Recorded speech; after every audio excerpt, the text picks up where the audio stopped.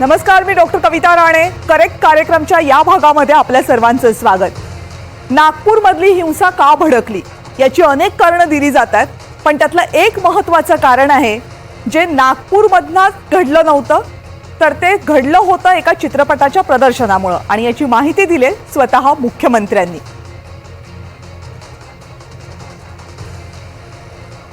आज महाराष्ट्रामध्ये विशेषतः म्हणजे मी कुठल्या सिनेमाला दोष देत नाहीये, खरं म्हणजे छावा या चित्रपटाने छत्रपती संभाजी महाराजांचा खरा इतिहास आपल्या समोर आणला. पण त्यानंतर राज्यामध्ये लोकांच्या भावना देखील खूप मोठ्या प्रमाणात त्या ठिकाणी एक प्रकारे प्रज्वलित झालेल्या आहेत. औरंगजेबाबद्दलचा जो काही राग आहे तो रागही खूप मोठ्या प्रमाणात त्या ठिकाणी बाहेर येतोय. या सगळ्या गोष्टी आपल्या ठिकाणी असल्या तरी मला असं वाटतं की महाराष्ट्रात कायदा आणि सुव्यवस्था राखणं हे अत्यंत महत्त्वाचं आहे. त्यामुळे सर्वांनी संयम बाळगला पाहिजे. महाराष्ट्र एक प्रगतिशील राज्य आहे. या राज्यामध्ये मोठ्या प्रमाणात इन्व्हेस्टमेंट येत आहे.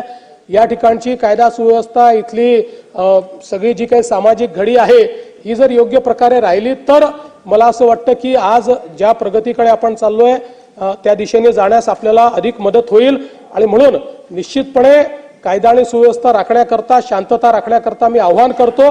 आणि त्यासोबत ही देखील चेतावणी देतो की कोणीही या ठिकाणी जर दंगा करण्याचा प्रयत्न केला त्याचा जात धर्म न पाहता त्याच्यावर कारवाई केली जाईल.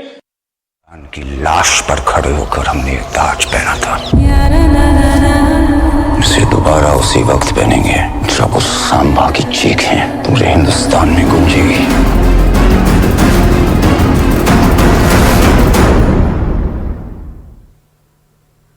छावा चित्रपटामुळं भावना प्रज्वलित झाल्या आणि त्यानंतर हे सगळं झालं असं मुख्यमंत्र्यांनी सभागृहामध्ये सांगितलं. म्हणजे थोडक्यात काय, तर एक सिनेमा प्रदर्शित झाला. या सिनेमामध्ये इतिहासातल्या काही घटनांचं चित्र दाखवलं गेलं आणि ते चित्र पाहिल्यानंतर वर्तमानामध्ये अनेकांच्या भावना प्रज्वलित झाल्या आणि त्यानंतर त्या भावना इतक्या वाढल्या की त्यामुळे हिंसाचार झाला. त्याची परिणिती हिंसाचारामध्ये झाली असं या सगळ्यात. पण खरंच भावना भडकल्या याचं कारण छावा चित्रपट असू शकतो का, या संदर्भात चर्चा करायची. आणि त्यासाठी आता माझ्यासोबत आहेत काँग्रेसचे नेते जे नागपूरमधनच आहेत, विकास ठाकरे आपल्यासोबत आहेत. विकासजी, स्वागत आहे आपलं.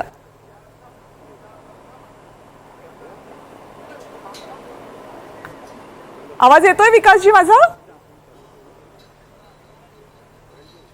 नाही ना. बर, विकासजींचा आवाज दुरुस्त करा. तोपर्यंत अजित चव्हाण आपल्या सोबत आहेत, भाजपचे प्रवक्ते. हॅलो अजित. डॉक्टर कविता राणेजी, नमस्कार. नमस्कार अजित. विकासजी थ्रू होत आहेत तोपर्यंत मी तुम्हाला पहिला प्रश्न विचारतेय की सिनेमा कदाचित तुम्हीही पाहिला असेल आणि इतिहासातले सिनेमे किंवा इतिहासावर भाष्य करणारे सिनेमे काही आपण नव्यानं पाहत नाही आहोत. भारतामध्ये या सिनेमांची मोठी परंपरा आहे. पण एखादा सिनेमा आला, त्याच्यामध्ये काही दृश्य पाहिली गेली म्हणून हिंसाचार उफाळला, हे ना मला वाटत नाही की भारताच्या इतिहासामध्ये फार घडलेलं आहे. त्यामुळे महाराष्ट्रात जे काही घडलं त्याला इतिहास चित्रपटात दाखवला, त्यानं भावना प्रज्वलित झाल्या असं म्हणणं हे कुठपर्यंत मान्य करायचं? कविताजी, हे आपल्याला मान्य करावंच लागेल. त्याचं कारण असं आहे की मला थोडीशी याची पार्श्वभूमी विशद केली पाहिजे. एक गोष्ट आपण लक्षात घ्या, नागपूरमध्ये घडलेली जी हिंसा आहे ती हिंसा ज्या मंडळींनी घडवली त्यांना आपण सगळ्यांनी सार्वत्रिक जाब विचारणं अत्यंत गरजेचं आहे. कारण आपण या महाराष्ट्रामध्ये राहतो. महाराष्ट्राचे हिरोज, महाराष्ट्राची प्रेरणास्थान हे छत्रपती संभाजी महाराज, छत्रपती शिवाजी महाराज हेच असू शकतात. औरंगजेब असू शकत नाही. कविताजी, आपल्याकडे हे व्हिडिओज आले असतील, समाज माध्यमांवर ते वेगानं व्हायरल होत आहेत की औरंगजेबाचा जय जयकार करणारी औरंगजेबाची पिलावळ महाराष्ट्रामध्ये आहे आणि हे अत्यंत दुःखद आहे. आणि मला असं वाटतं की स्वातंत्र्यवीर सावरकरांचं एक वाक्य मी इथं उद्धृत करू इच्छितो की ज्यांना स्वतःचा इतिहास माहित नाही ते इतिहास घडवू शकत नाही. सिनेमा, नाटकं, कादंबऱ्या हे जे सगळं आहे, हे जे सगळं साहित्य आहे आणि सगळ्यात महत्वाचं म्हणजे की सर्वसामान्य माणसं, आपण पीएचडी केली आहे, आपण अभ्यासू आहात, पत्रकार आहात, आपल्यासारखे व्यासंगी लोक इतिहासाचा अभ्यास करू शकतात, दाखले शोधणं, त्याचा धांडोळा घेणं हे करू शकतात. पण सामान्य माणसाला हा इतिहास कुठून कळतो? आपल्या महाराष्ट्रामध्ये ती परंपरा आहे. कथा, कादंबऱ्या, नाटकं आणि आता सिनेमे तर या सिनेमामधनं निश्चितपणे जो औरंगजेबानं छत्रपती संभाजी महाराजांचा अनन्वित छळ केला 40 दिवस, तो धर्म परिवर्तनासाठी केला आणि त्याच प्रेरणेतनं महाराष्ट्र 27 वर्ष पापी औरंगजेबाशी लढला. पुढेही आपण दिल्ली गाठली आणि मराठ्यांनी या पापी मुघलांच्या ताब्यातनं अखंड हिंदुस्थान मुक्त केला. हा इतिहास आहे. संभाजी महाराजांचं बलिदान भारताच्या इतिहासामध्ये फार मोठं आणि महत्वाचं आहे. ते या सिनेमामधनं दिसलं. निश्चितपणे वाचणारे लोक कमी आहेत, पाहणारे लोक जास्त आहेत. त्यांनी तो सिनेमा पाहिला आणि मला असं वाटतं या सिनेमाच्या माध्यमातून खरा खुरा इतिहास आणि त्या इतिहासाची चर्चा समाज माध्यमांवरती असेल, इतर ठिकाणी असेल, आपण पाहिली. छावा जी कादंबरी आहे ती कादंबरी आता इंग्रजीमध्ये येऊ घातली आहे, तिच्या सर्व प्रती संपल्यात. यातनं आपण लक्षात घेतलं पाहिजे की लोकांच्या भावना काय आहेत. आणि माझे नेते आदरणीय देवेंद्रजी जे म्हणाले ते आपल्यालाही कळू शकेल कविताजी, कारण आपण पत्रकार आहात, आपण सगळे लोक समाजामध्ये फिरतो. लोकांनी छावा हा सिनेमा पाहून याविषयी अधिक जाणून घेण्याची उत्सुकता आहे. याचं प्रदर्शन अनेक ठिकाणी केलंय, ते काही लपून राहिलेलं नाही. आणि मला असं वाटतं ते देवेंद्रजी जी म्हणाले ते अत्यंत रास्त उदाहरण आहे, पण संयुक्तिक आहे असं मला वाटतं. पण या सगळ्याला जे हिंसेनं उत्तर दिलं गेलेलं आहे ते फार वाईट आहे, ते फार धक्कादायक आहे आणि ते महाराष्ट्राकरता घातक आहे. मला असं वाटतं राज्य सरकार या अशा राष्ट्रद्रोही औरंगजेबाची पिलावळ असणाऱ्या विचाराच्या लोकांना चिरडून टाकल्याशिवाय राहणार नाही. कारण इतिहासाशिवाय तुमचं वर्तमान नाहीये कविताजी.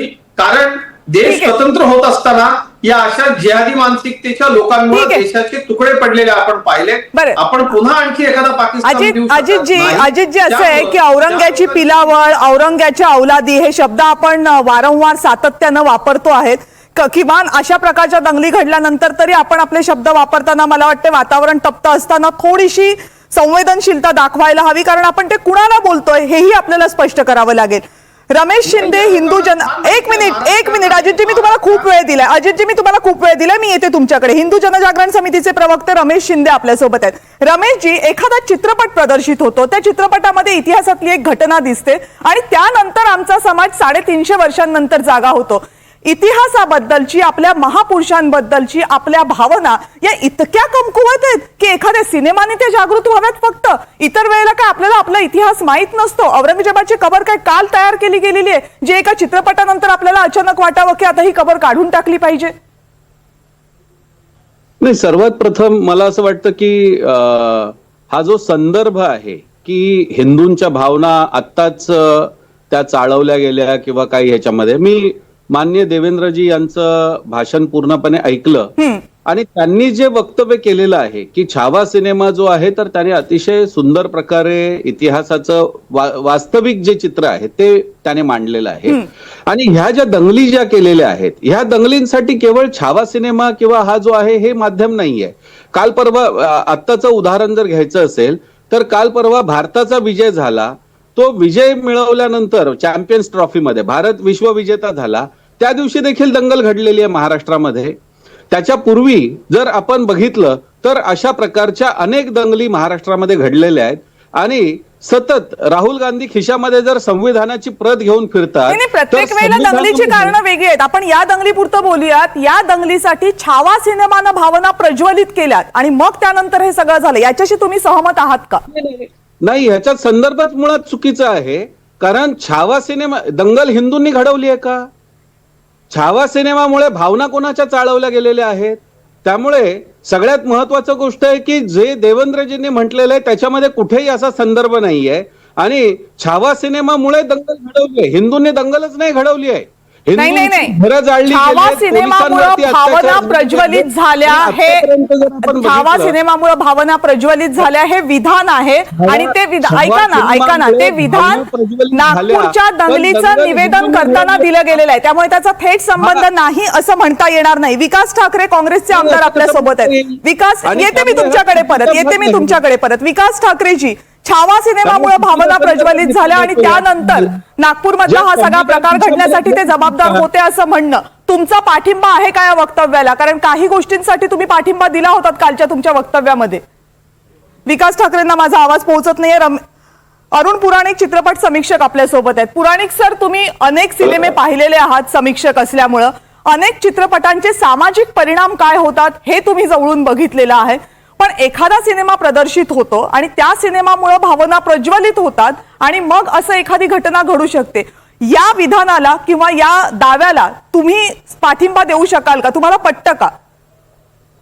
बघा, ह्याच्या मागे दोन महत्वाचे मुद्दे आहेत. सिनेमा आणि दंगली यांचं जवळचं नातं आहे.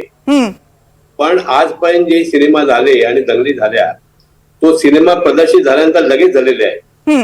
आवाज चित्रपट प्रदर्शित होऊन जवळजवळ महिन्याचा काळ उलटलेला आहे. ओके. पूर्वी असं कधी घडलेलं नव्हतं. एक महिन्यानंतर दंगल घडते, हे जरा थोडंसं विचित्र वाटतं. त्याच्यामध्ये संभाजी महाराजांचा छळ दाखवलाय, लोकांच्या मनावर परिणाम होतो वगैरे, सगळं सगळं खरं आहे. पण जर खरोखर जर भावना तापल्या असत्या तर ही दंगल फेब्रुवारीमध्ये झाली असती. ती मार्च मध्ये होते, हे लक्षात घ्या. हा महत्वाचा मुद्दा आहे. ओके. हा खूप महत्वाचा मुद्दा आहे की जर असंच भावना प्रज्वलित झाल्यामुळे जर असं काही घडलं असतं तर तुम्ही म्हणता तो मुद्दा मला खूप पटतोय की ते 15-20 दिवस किंवा महिनाभर अगोदर व्हायला पाहिजे होतं. त्यासाठी इतका वेळ कसा झाला की हा वेळ जाणून बुजून घेतला गेला, या वेळामध्ये प्रिपरेशन केली गेली, असाही प्रश्न मग त्यामुळे निर्माण होऊ शकतो. अजितजी बोला, मगापासून तुम्ही हात वर करताय. कविताजी, मला इतकंच म्हणायचंय की छावामध्ये जे दाखवलं ते पाहून कुणाच्या भावना भडकल्या हे अगदी आपल्या समोर आहे. मला असं वाटतं की या देशामध्ये, हा देश कुणाचा आहे? हा देश छत्रपती शिवाजी महाराजांचा आहे, हा देश संभाजी महाराजांचा आहे. हा देश जुलमी औरंगजेबाचा असू शकत नाही.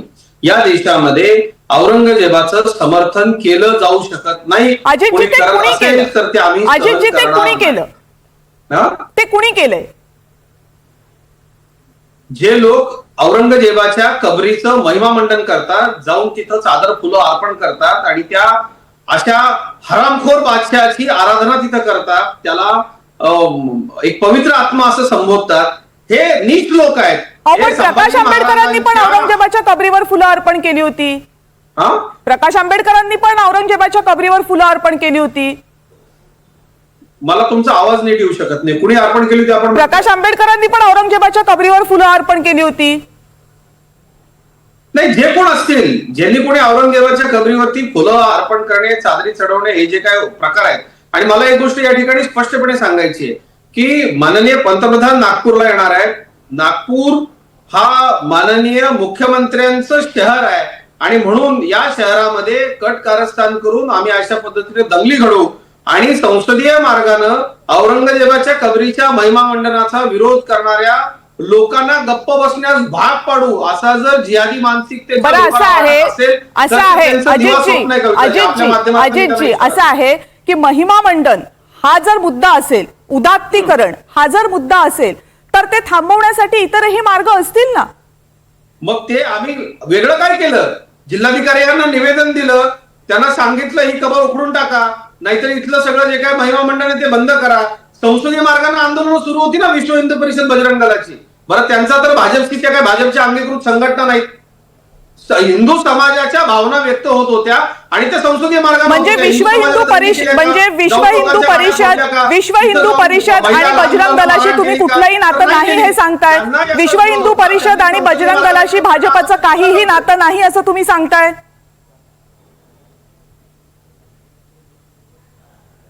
नाही, ज्या लोकांना नाही उत्तर द्या, मला उत्तर द्या की विश्व हिंदू परिषद आणि बजरंग दलाशी भाजपचं नातं आहे की नाही, काय मान्य करायचंय तुम्हाला?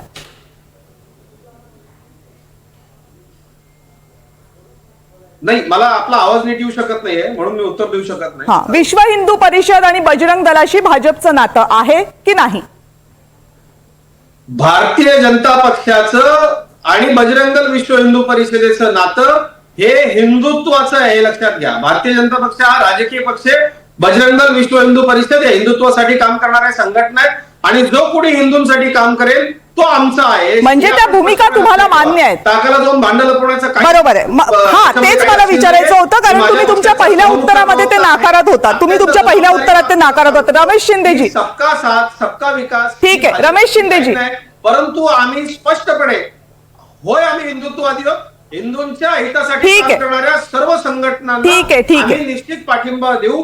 राजकीय वर्तुळामध्ये. अजितजी, तुमचा मुद्दा पोहोचलाय. रमेशजी बोला, तुम्ही बोलायला सुरुवात करा. हिंदूंसाठी काम करणाऱ्या संघटना आहेत, त्या आता संघटनांचा सगळ्यात महत्वाची गोष्ट की छावा सिनेमा हा काय बेकायदेशीरपणे प्रकाशित झालेला नाहीये. छावा सिनेमाला अगोदर सेन्सॉर बोर्डाची परवानगी मिळालेली आहे. संपूर्ण देशभरामध्ये तो प्रकाशित झालेला आहे आणि त्यामुळे हा काही सिनेमा काहीतरी त्याच्यात आक्षेपार्ह आहे आणि चुकीचा आहे असं असतं तर सेन्सॉर बोर्डानेच थांबवलं पण असं असतं. कोणीच म्हणत नाहीये. त्याच्या विरोधात देखील याचिका झालेल्या होत्या. आणि दुसरी महत्वाची गोष्ट, आत्ताच नागपूरमध्ये कालच्या दंगलीच्या दृष्टिकोनातून जी FIR दाखल झाली त्याच्यामध्ये अल्पसंख्याक डेमोक्रेटिक पार्टीचा अध्यक्ष फहीम खान हा ह्या दंगलीचा सूत्रधार आहे अशा प्रकारचं FIR दाखल झालेली आहे. त्यामुळे भावना ज्या दुखावल्या गेल्या आहेत किंवा भावनांच्या आधार घेऊन दंगल करण्याचा प्रयत्न चालू आहे हा ह्यातला महत्वाचा भाग आहे. संभलमध्ये आपण जशा प्रकारे बघितलं की काहीतरी एक कारण काढायचं आणि महाराष्ट्र किंवा हा जो प्रदेश आहे या ठिकाणी शांतता भंग करण्याचा प्रयत्न करायचा, अशा प्रकारचं कामच आहे ह्याच्यामध्ये.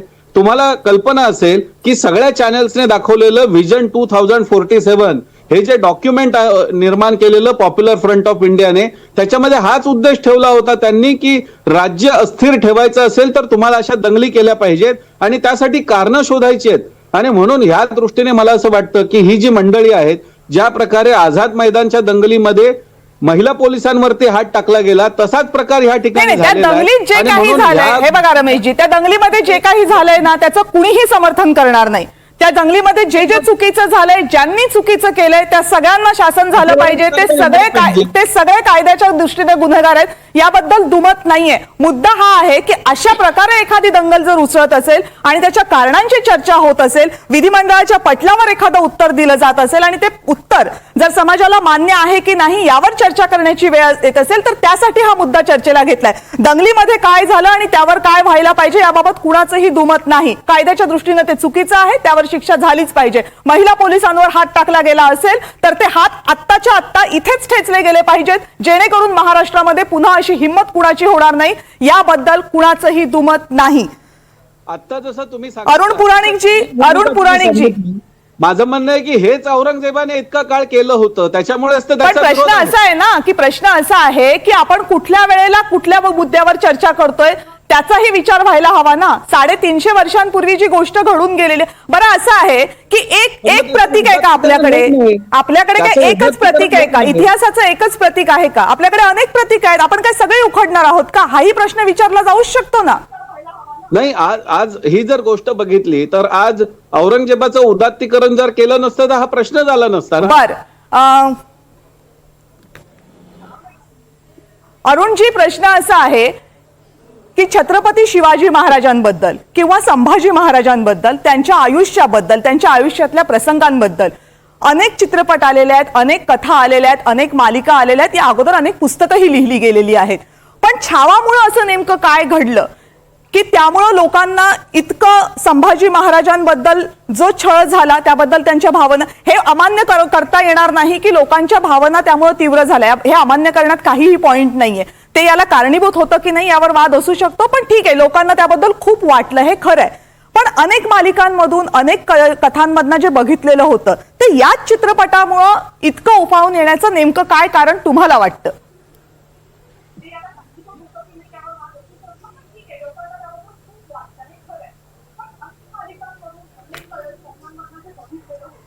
अरुण सर, हा प्रश्न तुमच्यासाठी आहे.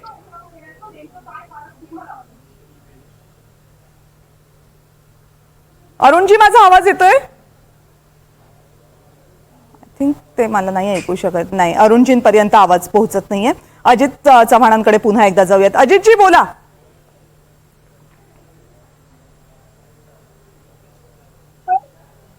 मला आवाज येतोय? हो, बोला बोला बोला.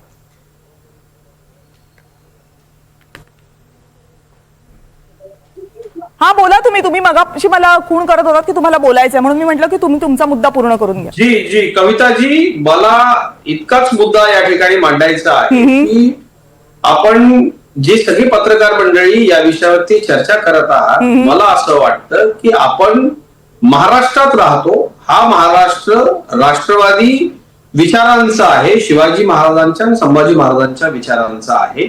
ज्या लोकांनी ही दंगल घडवली याच्या पाठीमागे हे ब्रेन्स कोण आहेत? विशिष्ट समुदायाच्या प्रार्थना स्थळांमध्ये तरुणाईला भडकवणारे लोक कोण आहेत हे महाराष्ट्रातले नाही हे तर नक्की आहे. भिवंडी असेल, मालेगाव असेल, मिरज असेल, महाराष्ट्रातली छोटी छोटी शहरं असतील, संभाजीनगर असेल आणि आता नागपूर असेल, या नागपूर शहरामध्ये अशा पद्धतीनं काही धार्मिक आधार घेऊन भडकाऊ भाषणं देणाऱ्या आणि चुकीची माहिती सांगणाऱ्या लोकांचा इथं वावर आहे. बर. आता निश्चित ही घटना घडल्यानंतर याच्यामध्ये अत्यंत कडक पद्धतीने कारवाई केली जाईल हे अगदी निश्चित आहे, सुनिश्चित आहे. परंतु मला असं वाटतं की आपल्या देशात, आपल्या राज्यात, आपल्या दैवतांच्या बाबतीमध्ये त्यांचा अपमान करणाऱ्यांचं उदात्तीकरण करू नका अशी संसदीय मार्गानं अशी संसदीय मागणी निश्चितपणे आपण केली पाहिजे. पण जेव्हा आपण ही आपल्या प्रतीकांबद्दल करतो त्यावेळेस आपण पलीकडच्या प्रतीकांबद्दल सुद्धा तीच भावना बाळगली पाहिजे. हाच लोकशाहीमध्ये सगळ्यांनी आनंदी राहण्याचा मार्ग आहे असं मला वाटतं. अरुणजी, तुम्हाला माझा आवाज येत असेल तर मगाशी तुम्हाला विचारलेला प्रश्न पुन्हा एकदा. छत्रपती शिवाजी महाराज, छत्रपती संभाजी महाराज यांच्याबद्दलचा इतिहास वेगवेगळ्या माध्यमांमधून आतापर्यंत अनेकदा पुढे आलाय. छावामध्ये असं नेमकं काय होतं की ज्यामुळे लोकांच्या भावना इतक्या प्रज्वलित झाल्या? अजितजी येणार तुमच्याकडे. मला उत्तर घेऊ देत. अरुणजींकडनं उत्तर घेऊ देत. मी येते. अरुणजी बोला. सन्मान आम्ही करू. होय, त्यांच्या धार्मिक प्रतीकांचा अरुणजी बोला, तुम्ही तुमचं उत्तर सुरू करा. करत आलेला हिंदुस्थानचा इतिहास आहे. पण औरंगजेबासारख्या हरामखोर माणसाला जर हे लोक अजितजी हिंदूंच्या भावना दुखावणार आहे. आणि कविता राणीजी, आपल्या माध्यमातून मी पुन्हा एकदा सांगतो, अरुणजी बोला तुम्ही. महाराष्ट्रात होणार नाही. मला सगळ्यात महत्वाचा मुद्दा वाटतोय, की मोदी मला सगळ्यात महत्वाचा मुद्दा वाटतोय तो म्हणजे टायमिंग. ओके. विधानसभा चालू आहे, छावा पिक्चर प्रदर्शित होऊन महिना उलटून गेलेला आहे आणि त्यावेळेला ह्या दंगली होत आहेत. यात काहीतरी गडबड वाटते. म्हणजे नेमकं काय?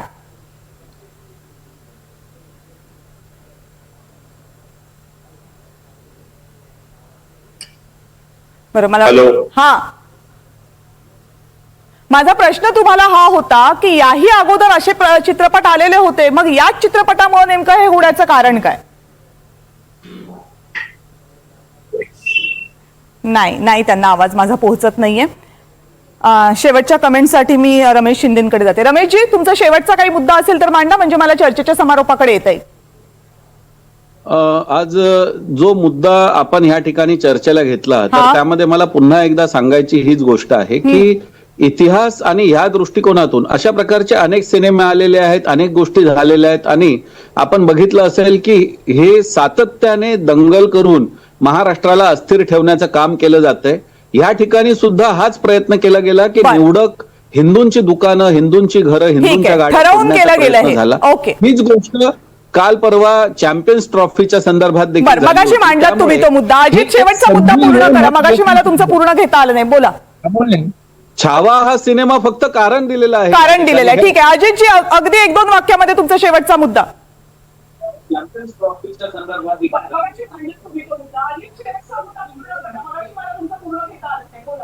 नाही कविताजी, मी आपल्याला इतकंच सांगतोय, आपण म्हणालात की आपण दुसऱ्यांच्या प्रतीकांचा सन्मान केला पाहिजे. कुणाचा सन्मान करायचा?